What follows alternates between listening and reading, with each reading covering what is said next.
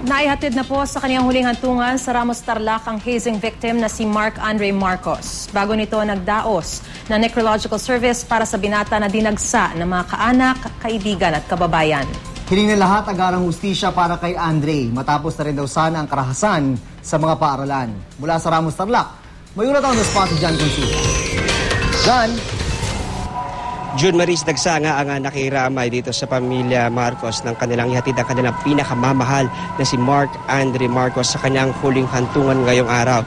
Samantala kagabi pa lang ay punuan na nga at wala na nga, halos hindi na mahulugan ang karayom itong simbahan na pinaglipatan sa binata sa dami ng nais makiramay sa pamilya. Pasado alas 4 kahapon nang dalhin ang labi ni Mark Andre mula sa kanilang bahay at inilipas sa simbahan sa Ramos Tarlac para pagkasyahin ang maraming gustong makiramay sa huling gabi ng buros na namatay na law student. Matapos ang misa ay inihanda na nila ang isang programa para makapagbalik tanaw sa mga alaalang iniwan ni Andre. Idinaan ng mga kaanak sa awit, tula at mensahe ng pamamaalam ang kanilang pagmamahal para sa binata. Bakas naman ang pagiging masiyahin at papagbiro ni Mark Andre sa ipinakitang video clip na kuha sa kanya sa eskwelahan noong ito'y nabubuhay pa. Sa gitna naman ng programa ay tuluyang naging emosyonal ang lahat ng sama-samang kinantahan ng pamilya Marcos si Andre ng isa sa kanyang paboritong awitin.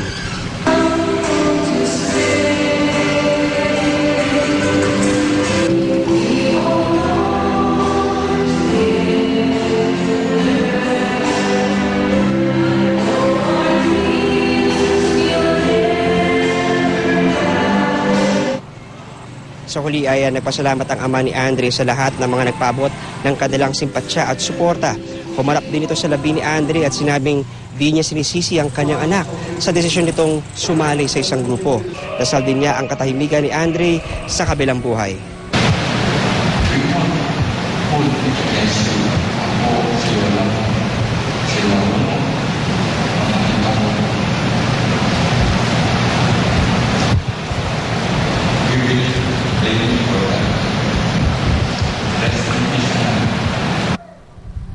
Pagkatapos ng necrological service para sa binata ay nagpabot ng pakikiramay ang Rector-President ng San Beda College na si Father Aloysius Maranan.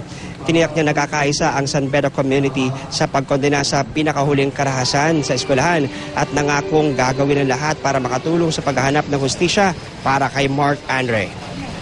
Kaya naman ang pagdadalang hati natin, mga minamahal kong kapatid, ay tunay na makakaurang lamang ng kaganapan kung matutumbasan ito ng hustisya na mabigyan ng ganap na sakdal sa mga tao na gumawa ng kagimbal-gimbal na pangyayaring ito. Sa gitna naman ng sikat ng araw ay nagsimula ang prosesyong magdadala kay Andre sa sementeryo. Ayon sa Chief of Police ng Ramos Tarlac, hindi bababa sa 1,000 tao ang sumama sa prosesyon na nagdala kay Andre sa kanyang huling hantungan. Pagdating June Marie sa sementeryo ay halos madurog naman ang kalooban ng pamilya Marcos sa kanilang pamamaalam sa huling pagkakataon kay Andre. Ayon sa pamilya Marcos ay kanilang pagtutuunan ng pansin ang pangangalap ng mga karagdagang ebidensya para sa pagpapalakas pa ng reklamo laban sa mga taong nasa likod ng pagpatay kay Andre. At yan muna ang latest mula rito sa Ramos Tarlac. Balik sa inyo, June Maris. Maraming salamat, John Consulta.